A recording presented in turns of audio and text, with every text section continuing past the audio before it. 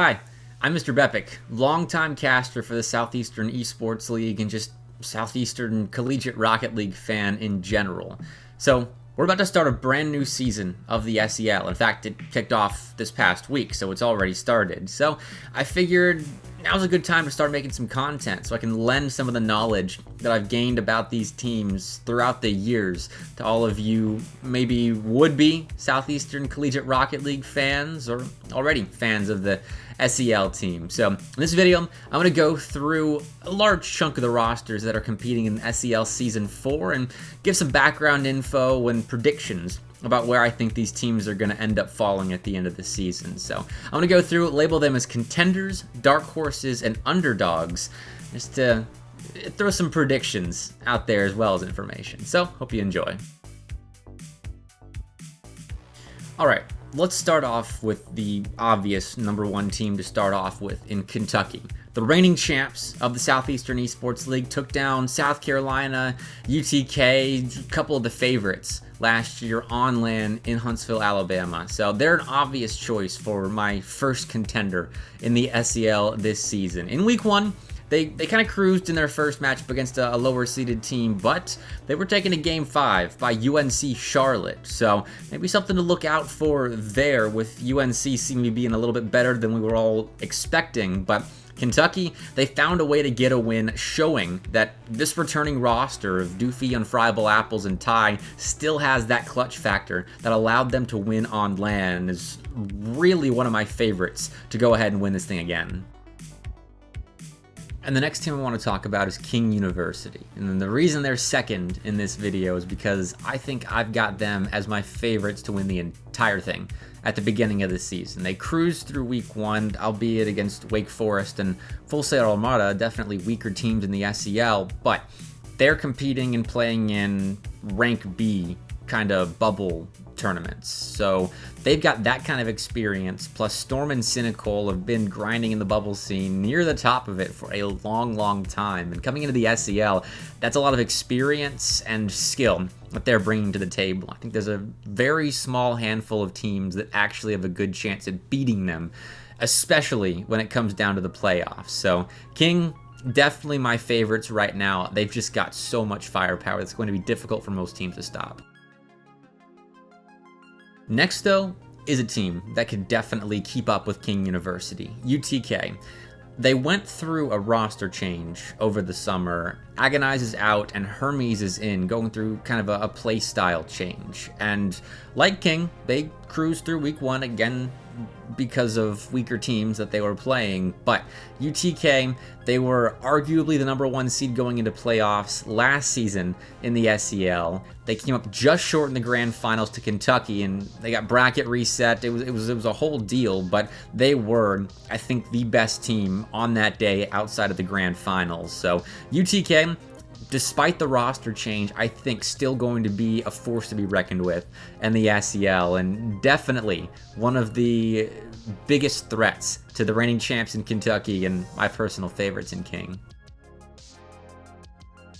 And the next squad I want to talk about, South Carolina. The Gamecocks, they've been SEL champions before, all the way back in Season 2. That was the first season they joined, and going into playoffs last season, they were the number one seed, and they're returning that roster this season. Solar, Og, and Cats. They've got a lot of experience together. They've got a player that has plenty of bubble scene experience, which is usually very helpful in these kinds of events in Og. I mean, he's made day 2 of RLCS qualifiers on the top side of the bracket. That's a feat not many Collegiate Rocket League players can say they've got. And so playing around Og like that, I think, is the biggest thing for Cats and Solar. But they were the number one seed going into playoffs last season. I think they're still a top seed in SEL Season 4 this year, even with the stiffened competition. So absolutely a team to look out for. I don't think the Gamecocks are going anywhere anytime soon.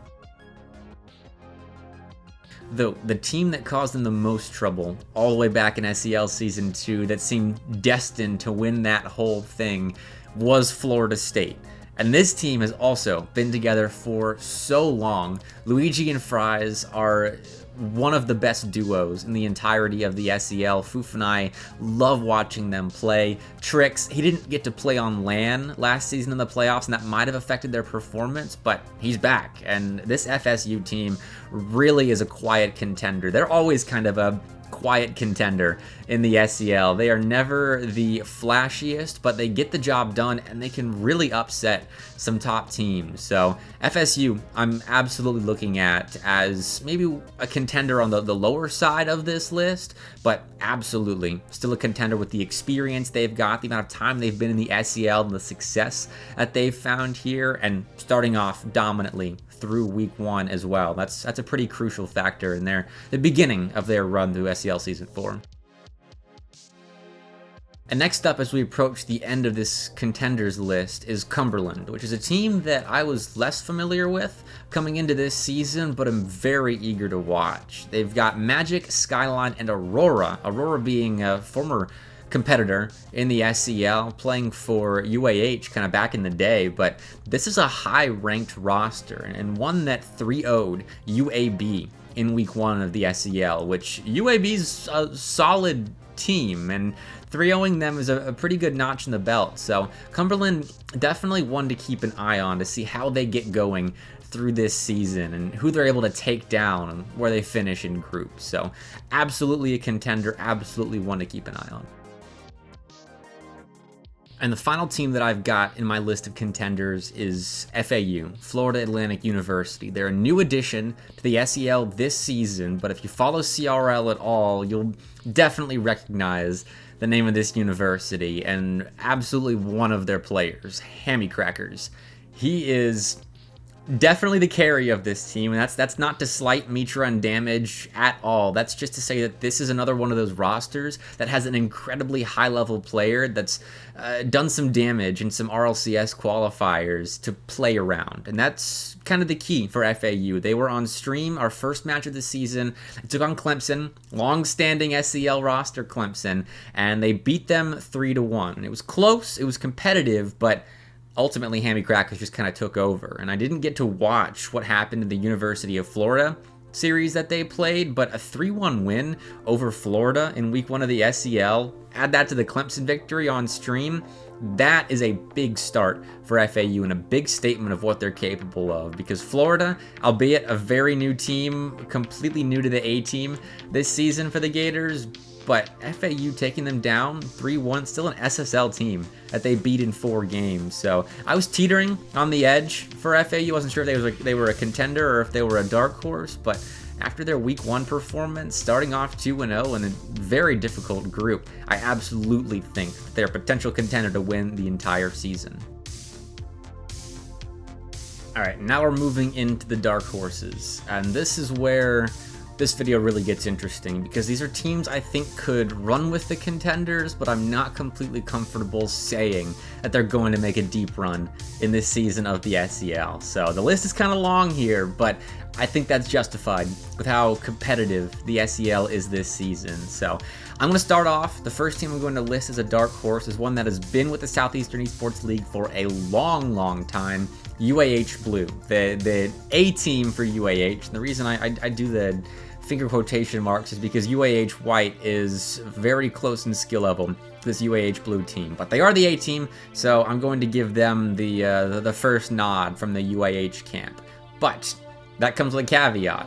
There's a lot of pressure that comes with being the A team, and UAH Blue started out 0-2 in the SEL this season. They lost to Oklahoma and UNCC, and UNCC, that was shocking at first, but after the Kentucky series that they played, I think that's not a bad loss for UAH Blue. But losing to Oklahoma, who is definitely on the lower side of the SEL this season, is a pretty bad loss for UAH Blue. And B-More did say in RL chat that he was lagging the entire time that they were playing, so maybe that played a factor into it. But regardless, UAH Blue is still starting out 0-2, and there are only 7 series to be played in group play. So they've got a lot of ground to make up throughout the rest of league play, and I think it's doable. They've got some series they should most certainly be winning, and maybe some that they shouldn't. But I don't think they're going out 7th and 8th in their group. I think they'll be all right. But like I said, a lot of ground to make up, especially with UNCC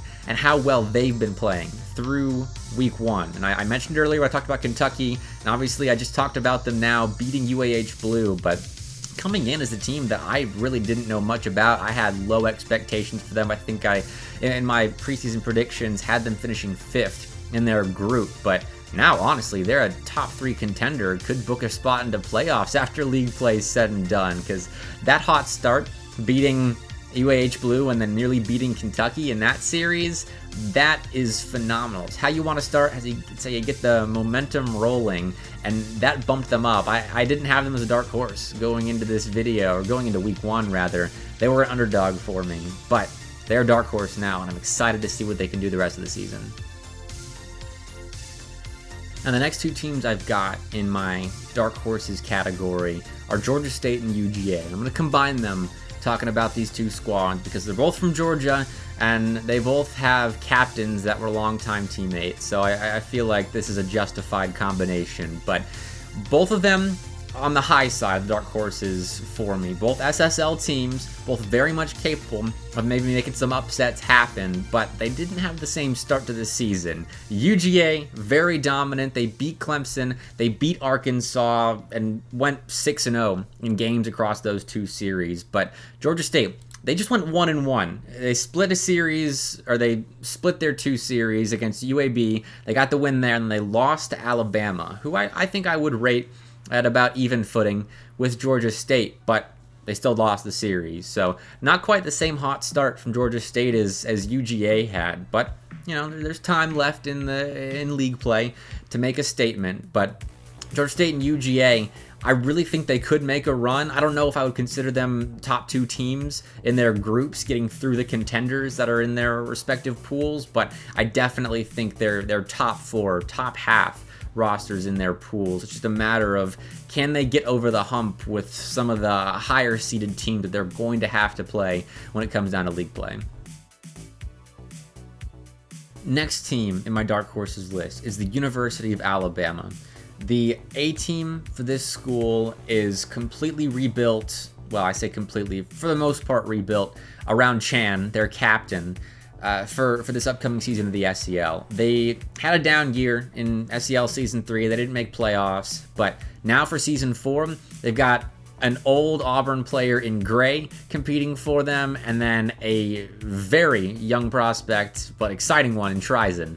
And Alabama, they started out 2-0 in the SEL. They are in stacked Pool B, but they took down Georgia State and East Carolina for their first 2 series, which I think those are teams that Alabama should be beating, but they beat them. They got the job done, and they're starting out on the right foot. And their schedule only gets harder from here. They still have Auburn. They still have Cumberland to go through, but so far so good for Alabama, and I'm excited to see where they go.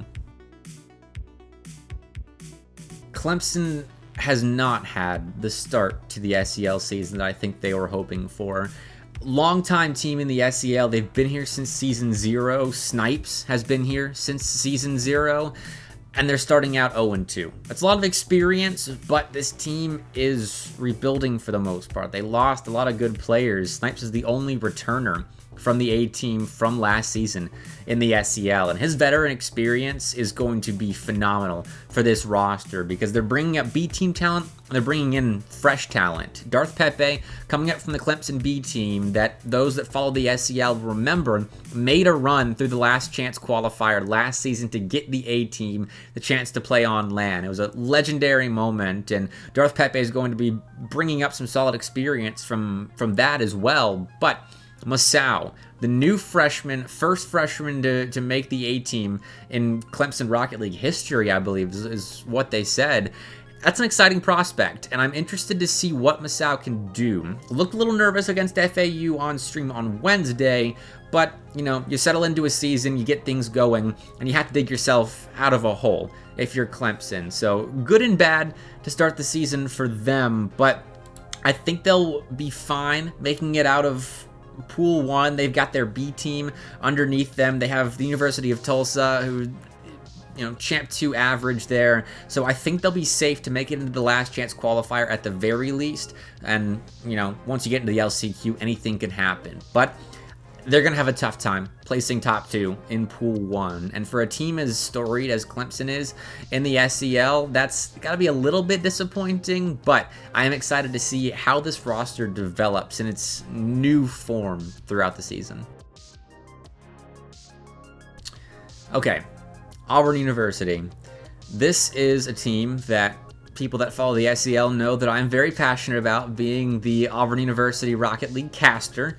And I have mixed feelings about this roster. They've had a slow start to the season. I've had them on my stream playing some show matches against evenly matched teams, and they're playing well for the most part. They've lost all of them, unfortunately, but they're losing these series in Game 7. So the clutch factor's a problem for Auburn right now. But I've been told by the Rocket League head Malopo that this roster of Bro Turkey, Vroko, and Hums, which is bringing on Hums as he made his way through the Auburn Rocket League system up to the A team for the first time this semester, they're playing together frequently, grinding it out, trying to sort out these problems for leagues and competitions like the SEL. And they're in a stacked group. Pool 3, I think, is the most loaded group in the SEL this season. So it's going to be difficult for them, I think, to place top 2. But they started out 2-0. Yes, they're the top-seeded team in their group, so they got easy competition this week.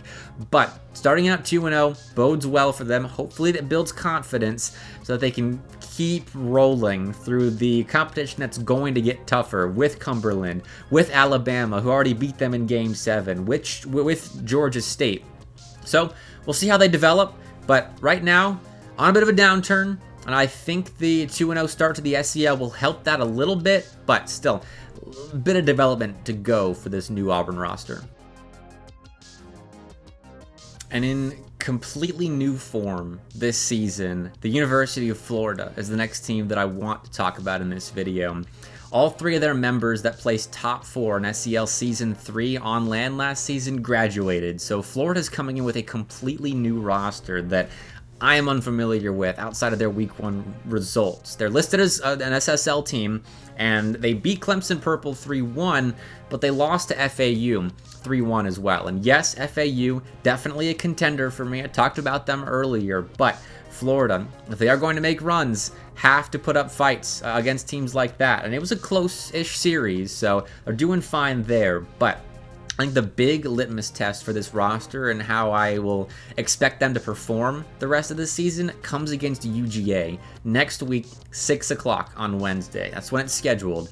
That is a massive series for this Florida roster, and for UGA as well, because both of these sides are kind of top 8 hoverers that I would expect to go to playoffs, but still are going to have to work very hard to hit that top 8 mark. And so we'll see. We'll get a great peek into what we could see out of both these rosters with that UGA Florida series and an SEC Classic matchup next week.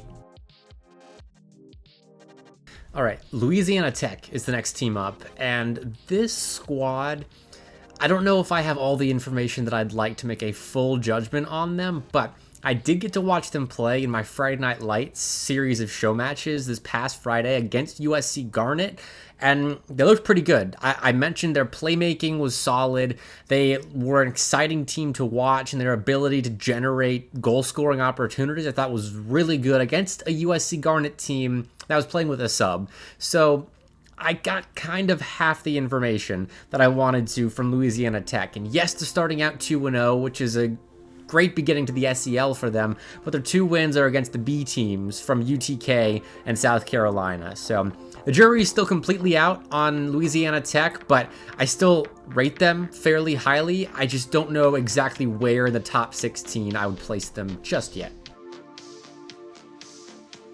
And that USC Garnet team that I got to watch against Louisiana Tech last Friday. I also got to watch them play against UAH White on stream last Friday. 2 SEL matches that they split, both in games and in wins. They went 1-1 against those 2 squads, but again, UAH White playing with a sub there. So I don't know if I can completely say that I know everything I want to about this South Carolina Garnet team, but I know the A-team player Katz rates them very, very highly. He was telling me that he would put them as a playoff team, which I don't know if I'm willing to go that far, but I trust Katz's judgment despite his South Carolina Rocket League bias, so I'm going to put them in the dark horses section of this video and keep a close eye on them during the season. And then UAH White, like I just talked about, they played USC Garnet with a sub. They got beat pretty badly, and that puts them at 0-2 on the season, starting out 0-6 in games. And they haven't had the easiest beginning to the season, but there's some pressure that comes with the UAH tag, no matter where you rank in their Rocket League program. I think playing in the SEL, because they've been here for so long, and this is a new roster. Space Captain being kind of bumped up from the sub spot to the starting roster. Taka has been moved down from UAH Blue to this UAH White team. And then Kozin and Bop, the other two filling out the roster, not having played for UAH White before. I don't know completely what to make of this team. They've been beating UAH Blue in scrims, so says B More, which I rate UAH Blue at the top of this Dark Horses list, but I still don't know how UAH White really stacks up against the rest of the SCL, but I do know there's a high pedigree of competition that comes from that UAH Rocket League program, so absolutely a team to keep an eye on, but I would put them at the lower end of the Dark Horses list.